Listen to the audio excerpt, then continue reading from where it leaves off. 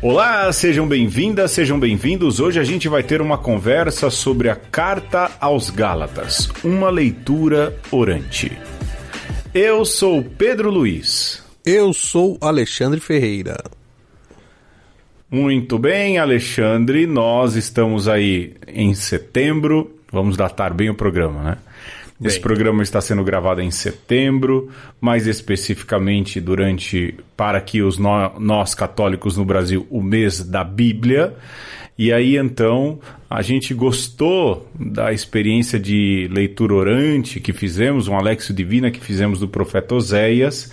E aí, então, nós vamos fazer a leitura orante agora da Carta aos Gálatas, que foi a carta escolhida para a igreja no Brasil meditar durante este mês de setembro de 2021, mês da Bíblia. Meditar isso, seu Alexandre? E estudar, né? Então, meditar e estudar. Você vai encontrar em vários lugares estudos sobre a Carta aos Gálatas, sempre com esse intuito de aprofundar o entendimento de um livro bíblico,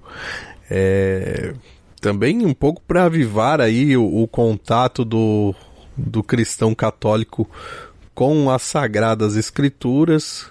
Então a gente não vai oferecer um estudo bíblico aqui, e mais eu não digo. Não podemos. Mas vamos fazer a leitura orante, que aliás talvez seja mais importante do que o estudo, porque a gente quer propor que você, ao escutar esse áudio, pegue também a sua Bíblia, que você também dedique um tempo para não só lê-la, mas meditá-la, orar, rezar com a sua Bíblia. É isso. E mais ainda, a gente sempre fala isso. Pegue a sua Carta aos Gálatas, pegue a sua Bíblia. Toda a Bíblia católica, ela tem notas introdutórias muito boas. Não é isso, Alexandre? Tem. E elas valem a pena, são muito... Olha, as Bíblias produzidas no Brasil são de um esmero, de um cuidado fora do comum. E eu não vou falar somente das que a editora na qual eu trabalho, né, produz, muito pelo contrário. Ela produz uma baita Bíblia com notas e tudo. Mas, duas, na verdade 3, né, Alexandre? Porque também tem a Peregrino. É Jerusalém, Pastoral e Peregrino, né? Então, produz 3, na verdade. Ninguém vende mais Bíblia do que... Oi? Das minhas top 5... 3 estão aí, né? 3 estão aí. E, assim, a Pastoral, ela sofreu uma revisão, né? Ela tem a nova Bíblia Pastoral, que foi revisada na tradução, revisada nas notas, uma atualização das notas. Então, a gente fala dessas Bíblias da Paulus, mas a Ave Maria tem uma nova versão de estudos que também é muito boa. Eles se superaram, né? Foram além. A CNBB tem uma versão excelente. Também. Então, mas a CNBB a PEB, né? Tem inclusive uma versão mais próxima aos textos litúrgicos, mas no meu top 5... Infelizmente a da CNBB não entra, mas entra a TEB, que é a tradução ecumênica.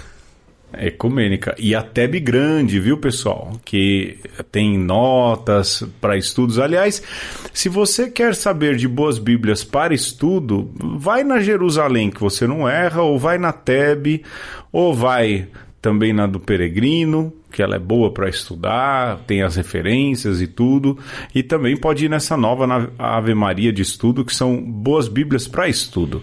Agora, para evangelização, para amassar barro, né, Alexandre, que a gente chama, a Pastoral ainda é imbatível. Tem a Pastoral, tem a nova Pastoral, ela ajuda bastante. Tem também a CNBB, tem outras aí, mas o mercado brasileiro de Bíblias, é duro dizer isso, né? Mas, o cenário brasileiro de Bíblias, ele é excelente. No Brasil se segue estritamente. É engraçado como esses meio conservadores gostam de meter o pau em tudo que é do Brasil, da Igreja do Brasil, né? Mas as Bíblias brasileiras, elas são extremamente preocupadas em seguir aquilo que pede o Concílio Vaticano II na Dei Verbum, né? Com certeza. Notas introdutórias, notas explicativas. Outras edições não são tão rebuscadas e completas quanto as edições brasileiras, não é, Alexandre? E já que você citou a Dei Verbum, que com certeza merece aí um episódio, é importante dizer que quando você pega uma Bíblia católica, né, uma tradição católica da Bíblia, com todos os livros que a Igreja Católica indica como canônicos, você está lendo a Bíblia com a Igreja, né? É isso que significa que a Bíblia é católica. Significa que a Igreja está te dando um suporte para que você leia a Palavra de Deus. Então a gente nunca lê sozinho, né, Pedro? Assim, você pode sim fazer o seu estudo individual, mas você nunca lê sozinho, porque você, primeiro, foi batizado, faz parte de uma igreja. Segundo, que ao ser batizado você recebe o Espírito Santo. Então, esse Espírito que conduz a igreja também te conduz nesse momento de leitura, então você nunca lê só. Exatamente, lê como igreja, lê enquanto membro desse corpo místico, interpreta também, mas aí a interpretação não é da sua cabeça, é enquanto igreja, daquilo que você aprendeu. O bonito dessa eclesiologia católica é que ela transpassa aí todas as realidades, inclusive a da leitura das Sagradas Escrituras. Alexandre, para a gente colocar já as coisas nos seus devidos lugares, eu vou usar mais uma vez a Bíblia, a leitura que eu vou fazer é a do Frederico Lourenço, que é bem originalzona, né? Por mais que eu tenha aí o meu top de traduções favoritas, eu vou usar uma que está totalmente fora do radar, que é aquele texto da Companhia das Letras, justamente para vocês verem aí uma abordagem e uma visão diferente. Para as minhas anotações de estudo e de oração, eu vou usar a minha Bíblia de Jerusalém, que é a versão que eu comprei em 2002, Alexandre. Veja só. Ela caminha comigo até hoje, ela, lógico, passou, ela nem tem mais a capa direito, caramba, já andou pra lá e pra cá, do tempo que o padre Paulo Basalha era o diretor editorial da Paulus, nem é mais, né? Ele agora é só o editor de Bíblia, mas é uma Bíblia aí que foi impressa em 2002, com grandes nomes aí na equipe de tradução. Então, para rezar e para os estudos eu vou usar a Jerusalém, mas o texto eu vou usar a Bíblia do Frederico Lourenço. E você, Alexandre? Cara, a gente vai então ser bem diferentão aí nas traduções, né, nos suportes, porque eu vou usar uma versão interlinear, que significa que junto com o texto em português, ele traz também o texto em grego. Então, a minha leitura, vocês vão perceber, ela vai ser bem, digamos, ao pé da letra ali do texto grego, então vai ser uma leitura bem esquisita. Mas eu acho que talvez ela soe estranha, né? Vai soar estranho, eu quero que soe estranho, inclusive, porque na hora eu vou ter que fazer algumas escolhas de palavra, mas eu acho que vai acrescentar em termos de conhecimento do vocabulário aí grego. Desta feita nós vamos optar então, tanto eu quanto o Alexandre, não que as outras não sejam fiéis àquilo que é o original, mas uma proximidade ou um esmero mais de proximidade com o grego no qual foi escrito o texto. Eu vou usar a tradução de um linguista, não de um teólogo, né? O Frederico Lourenço. O Alexandre vai pegar a tradução de palavra por palavra, que é o esquema da interlinear. Então ele vai fazer aí a tradução a partir deste caminho e deste momento.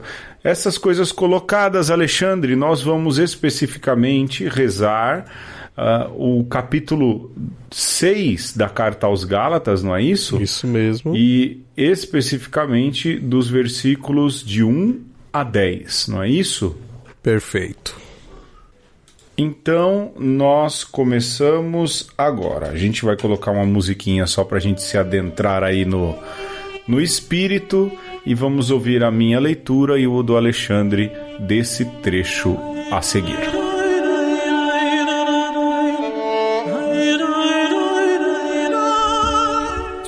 Irmãos, se também foi detectado um homem em alguma transgressão, vós, os espirituais, restaurai-o com o espírito de gentileza, vigiando a ti mesmo, para que não sejas também tentado. Uns dos outros os fardos levai, e assim cumpri vós a lei do Cristo. Se, pois, pensa alguém ser algo, nada sendo a si mesmo, engana. Porém, o trabalho de cada um, examine cada um, e então em si mesmo apenas o orgulho terá, e não em o outro. Cada um, pois, o próprio fardo levará. Que partilhe, então, o que é instruído na palavra, como quem instrui em todas as coisas boas. Não vos enganeis, Deus não é zombado. O que, pois, semear um homem, isso também ele colherá. Porque o que semeia para a carne de si mesmo, da carne ceifará corrupção. Ou, porém, quem semeia o Espírito, do Espírito ceifará a vida eterna. Porém, o bem praticado, não nos cansemos. Em tempo, pois, próprio, colhemos, não desfalecendo. Assim, pois, conforme ocasião, nós temos. Trabalhemos o bem, para que todos, acima de tudo, porém, para com os membros da casa da fé.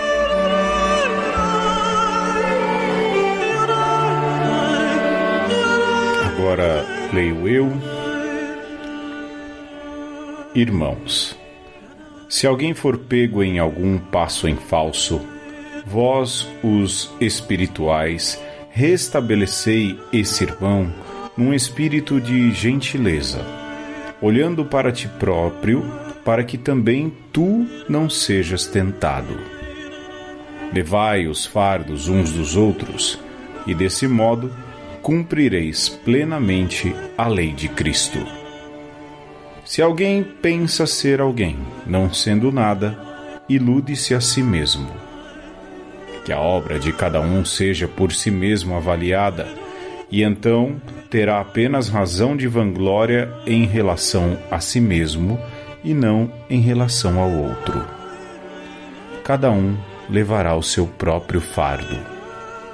Que quem recebe instrução relativamente à palavra partilhe todos os bens com quem o instruiu. Não vos deixeis desencaminhar. Deus não se deixa desdenhar, pois aquilo que uma pessoa semear, isso colherá. Porque quem semeia em direção à sua própria carne, da carne colherá a podridão. Mas quem semeia em direção ao Espírito, do Espírito colherá a vida eterna. Não nos cansemos de fazer o belo, pois no tempo próprio colheremos, não desistindo. Por conseguinte, tendo nós ocasião de o fizermos, pratiquemos o bem em relação a todos, sobretudo para com os que conosco habitam na fé.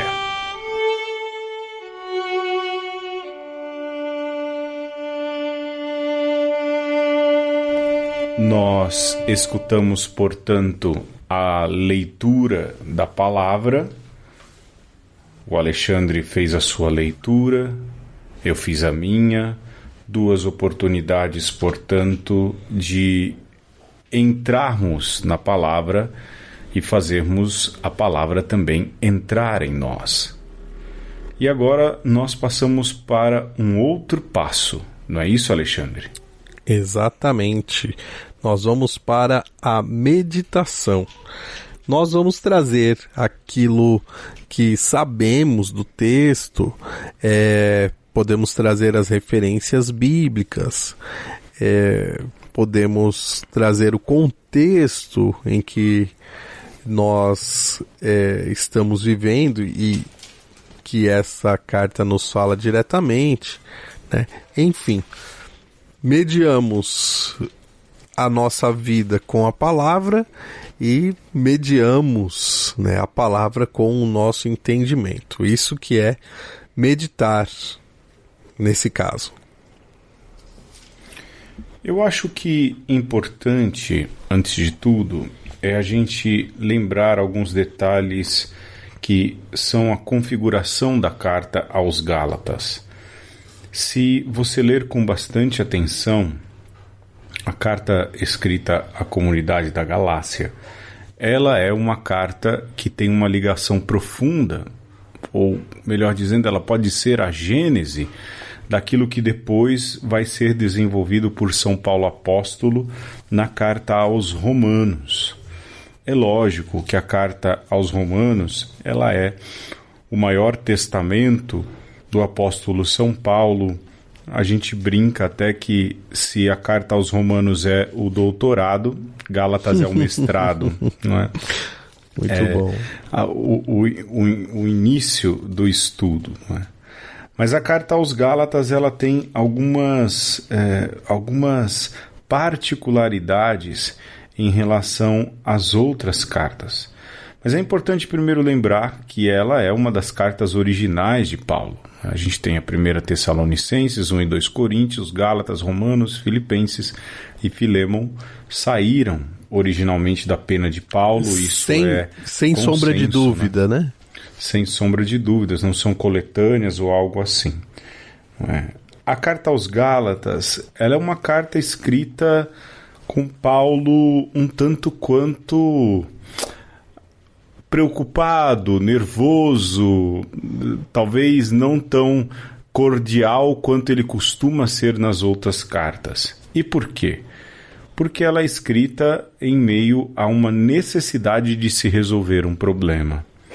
Paulo, portanto, escreve e vê a urgência dessa carta aos Gálatas para que ela então sirva de resolução para alguns problemas, mas não sem antes ele dividir essa carta aí com algumas argumentações doutrinais. É por isso que se diz que ela tem uma ligação direta então com a carta aos Romanos.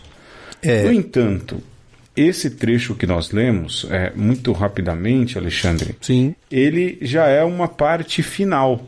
Ele não é exatamente uma parte de explicitação doutrinal.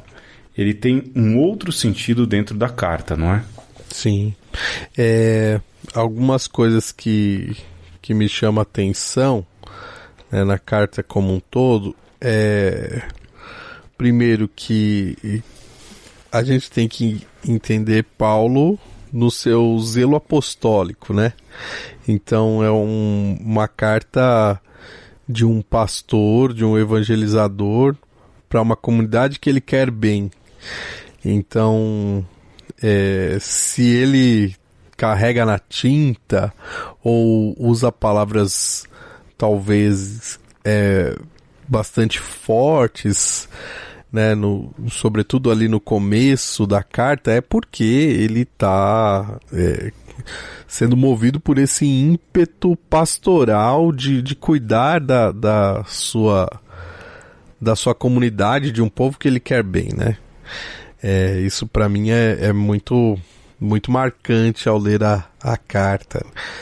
E outra coisa que também me faz pensar bastante é que Paulo não fala de uma igreja da Galácia, ele fala igrejas, né? Então a gente pode pensar num contexto de evangelização todo próprio que Paulo conhece, né, na sua trajetória. Se diz os estudiosos também que não era nem uma localidade que ele mirava, que ele ansiava evangelizar, mas ele evangeliza mesmo por ação do Espírito Santo. Ele tem que passar pela Galácia e lá ele funda essas igrejas as quais depois ele vai dirigir essas cartas. Então, a gente pode imaginar também essa carta circular, né? Para ser lida em várias igrejas. Então, a gente imagina a igreja como porções de povo de Deus que conheceram Cristo e aderiram à fé no Cristo e, num determinado momento, sem dar spoiler do resto da carta, né? Mas num dado momento eles são assediados. Então, como Pedro bem falou,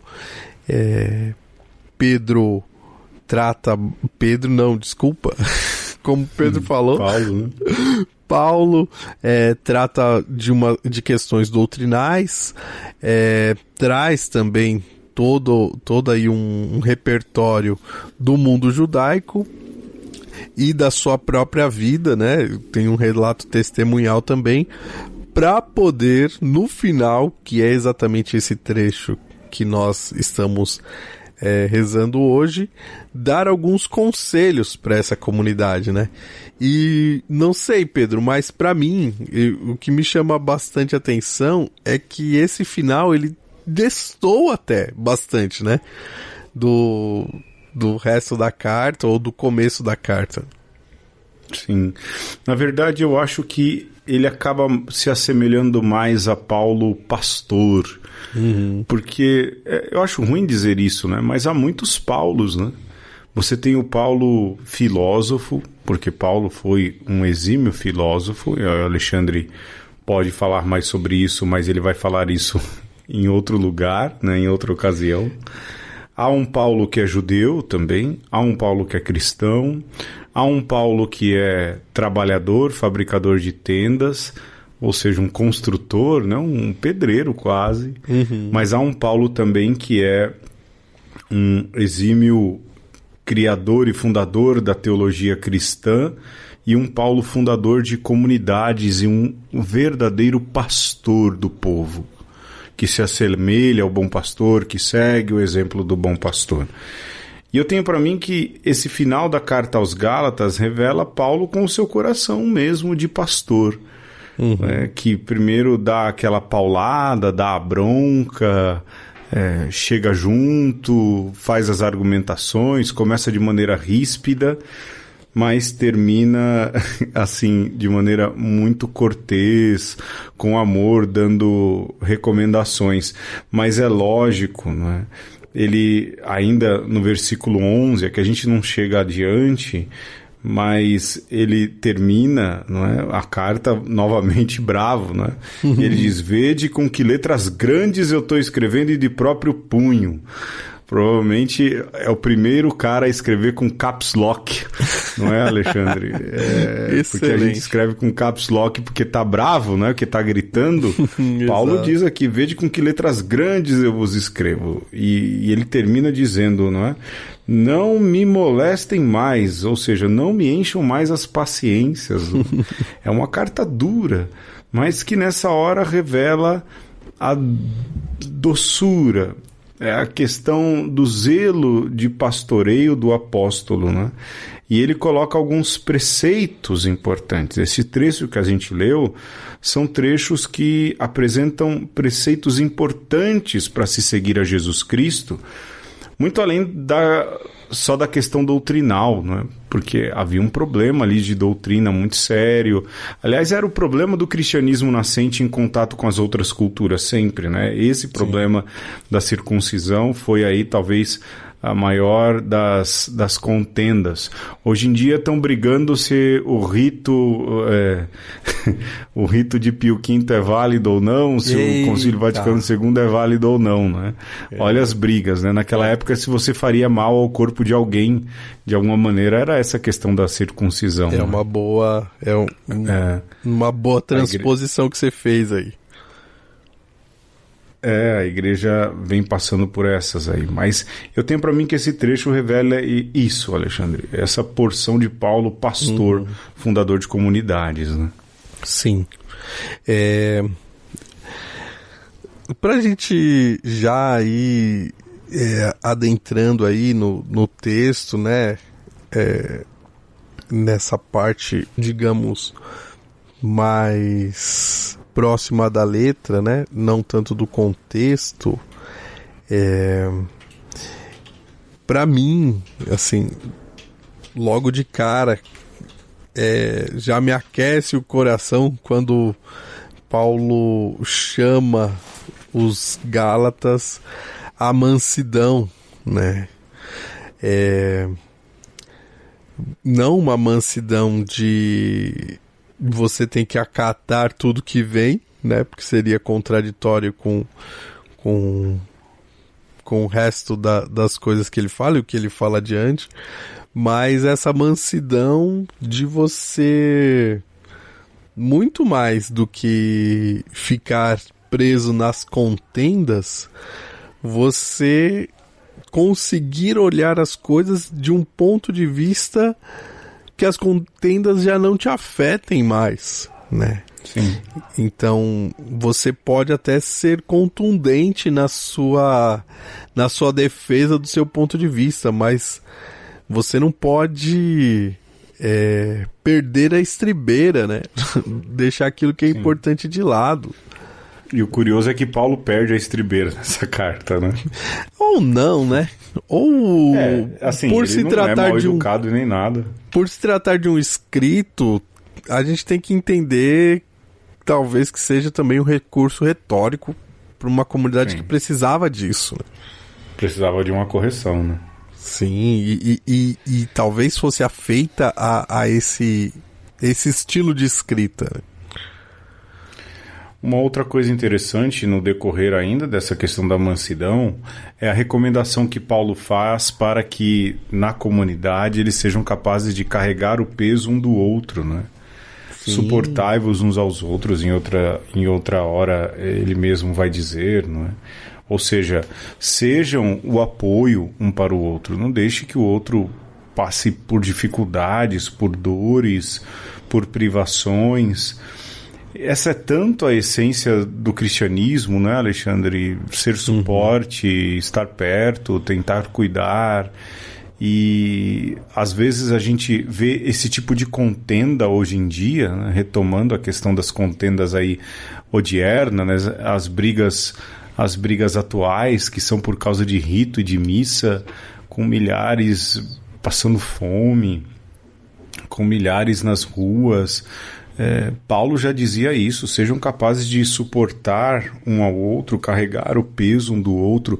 Essa essência do cristianismo de ser um para o outro, ela não pode ser perdida, ela é repetida inúmeras vezes, e às vezes a gente vê isso se perder em nosso tempo, né? Mas essa recomendação paulina, né? Ela é muito bonita, né? Ela é muito, muito especial, né?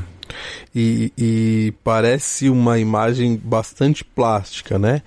A ideia do dar suporte e o carregar o fardo, né? Então, se fosse um fardo leve, você não precisa de suporte, né? Se for aí uns 20 quilos, você carrega esse fardo com certa tranquilidade. Se há um fardo de 50 quilos ou mais, aí você vai chegar para o seu companheiro de trabalho ou de jornada e fala, me ajuda a carregar esse fardo, né? E essa imagem bastante plástica talvez esteja querendo nos lembrar, né, como o Pedro estava lembrando, que a vida ela tem algumas vicissitudes que não dá pra gente carregar sozinho, né? Milhares de pessoas morrendo, né? As mazelas da grande cidade. Então, você vai carregar isso sozinho? Você vai querer resolver os problemas, de fato, os verdadeiros problemas sozinho? Você não vai, né? Então, para os problemas grandes, precisamos de muitas mãos. Então, Paulo está quase chamando a gente para falar assim: deixe de lado as pequenas coisas e vamos nos importar com aquilo que é, de fato, um problema. Sim. Um outro aconselhamento, melhor dizendo, muito atual, é a sequência, essa abertura do texto, ela é sempre, bom, a palavra é sempre atual, né? Mas se alguém pensa ser alguma coisa não sendo nada, engana-se a si mesmo, né? Um pouco de cuidado com aquilo que é a soberba, com aquilo que é a falsa imagem que se tem de si. A gente tem que achar o equilíbrio, né? Também não pode achar que a gente não é nada, mas também a gente não pode achar que a gente é tudo, né? E ter uma falsa imagem da realidade. E ele fala desse perigo, dessa ingenuidade ou dessa soberba de fazer cada um enxergar mal a si ou se achar melhor, e aí se engana. E mais na frente, no versículo 7, ainda nessa questão de verdade e enganação, ele mesmo diz: olha, não se iludam, vocês não podem brincar com Deus. O que você semear é isso que você vai semear. E aí depois ele vai para uma questão mais elevada, né? Quem semeia carne vai colher carne. Quem semeia no espírito vai colher a vida eterna. Então, também uma religião que é marcada tão somente por questões externas, pela carne, pelo visível, ela vai colher coisas da carne. A gente precisa ir além, não é? E isso também é um recado muito claro para a comunidade da época, mas também se torna um recado muito claro para a comunidade deste tempo, que é extremamente também visual naquilo que é a vida de fé, né? Para você ser um bom padre, você precisa usar a batina ou o hábito. Para você ser um bom cristão, você precisa ostentar algum símbolo religioso, senão você não é um bom cristão. Tem que usar as roupas da modéstia. Também a roupa da modéstia. De alguma maneira eu vejo uma crítica, lógico que não diretamente, a gente está se usando da palavra para fazer aí essa iluminação própria, né? Mas Paulo toma e alerta muito para o cuidado com essa externalidade.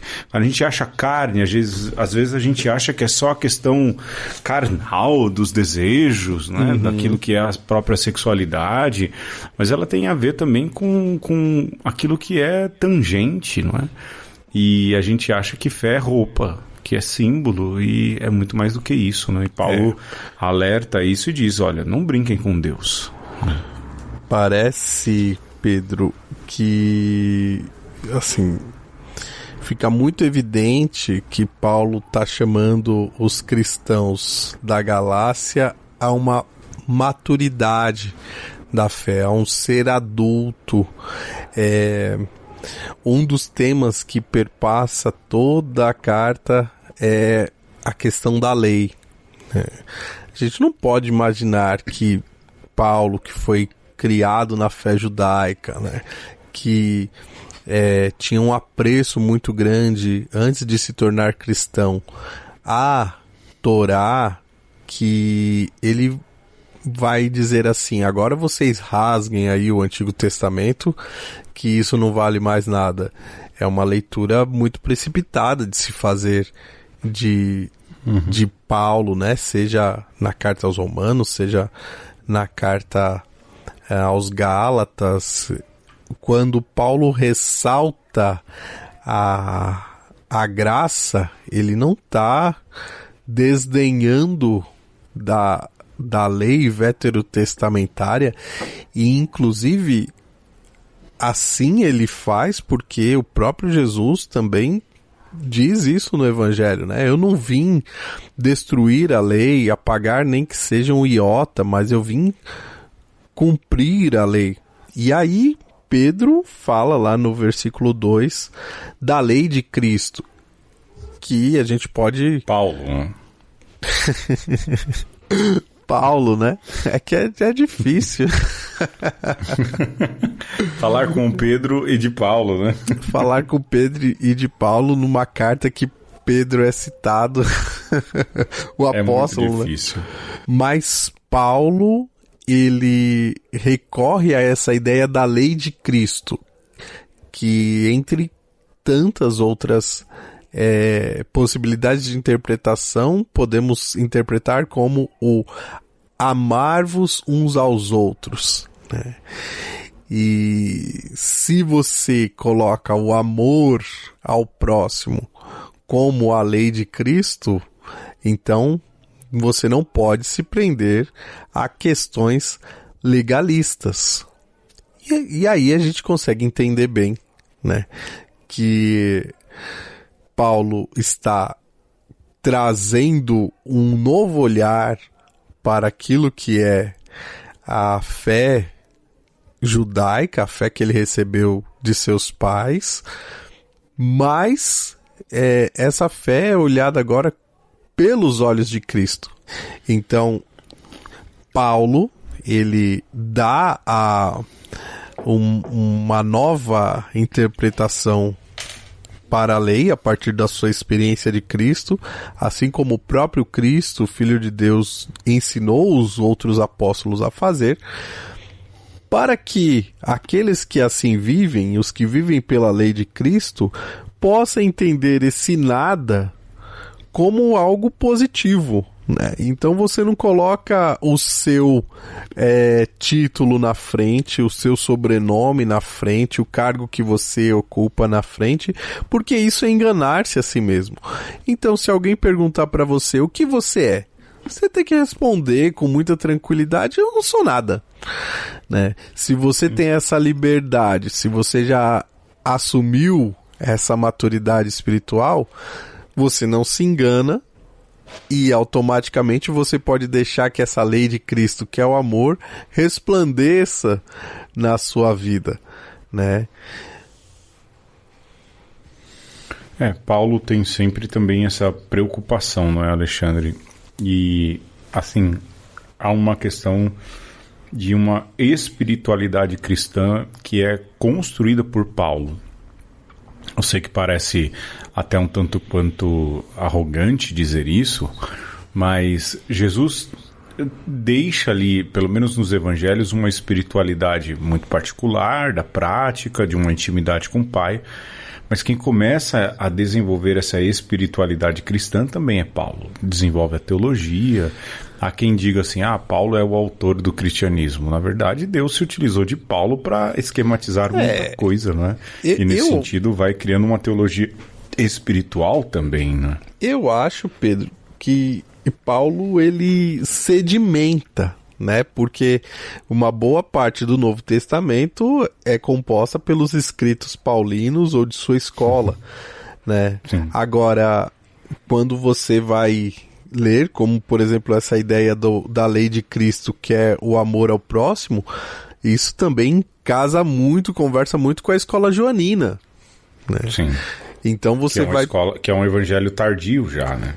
Exato, mas você vai vendo que há uma convergência aí, que ela é muito bela e que você vai perceber que isso faz parte não só daquilo que aconteceu na Galiléia e em Jerusalém, mas que aconteceu até mesmo antes disso, né? É fruto da própria vivência do judaísmo como uma religião que já cultua o Deus verdadeiro, que é o Deus amor, né? Então sim, é uma maturação do que é o judaísmo, mais do que uma superação do que é o judaísmo. Sim, sim. Alexandre, eu acho que nessa altura a gente poderia pensar aí no rezar o texto. O que você acha? Vamos nessa. Pessoal, o programa das Lexios são sempre um pouco mais curtos, porque a gente também quer que você prolongue ele na sua audição. Eu acho isso extremamente importante. Alexandre, você quer começar com a sua prece, não? Sim, nesse nosso momento de prece aqui, eu gostaria de rezar esse finalzinho, né, desta perícope que nós lemos, né? Pedir a Deus que me ajude particularmente a estar com os olhos e o coração sintonizados com o bem, para que eu não fraqueje diante das agruras da vida. Às vezes a gente tem que fazer esse ato penitencial, reconhecer que a gente odeia, que a gente fica bravo.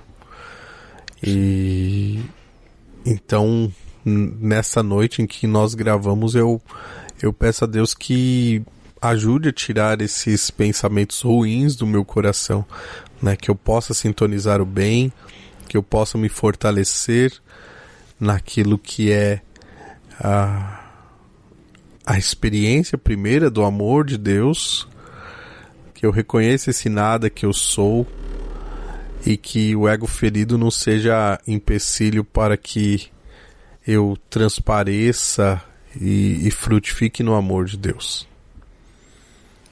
Como sempre, eu também costumo fazer uma oração, mas muito mais no sentido de louvor.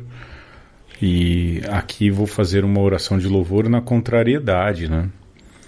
Porque eu louvo muito a Deus pela igreja que não desanima na prática do bem. Louvo a Deus por uma igreja que, mesmo combatida, mesmo às vezes chamada de ideológica e política, mesmo incompreendida, ela não desfalece, não desanima na prática do bem. Ela insiste.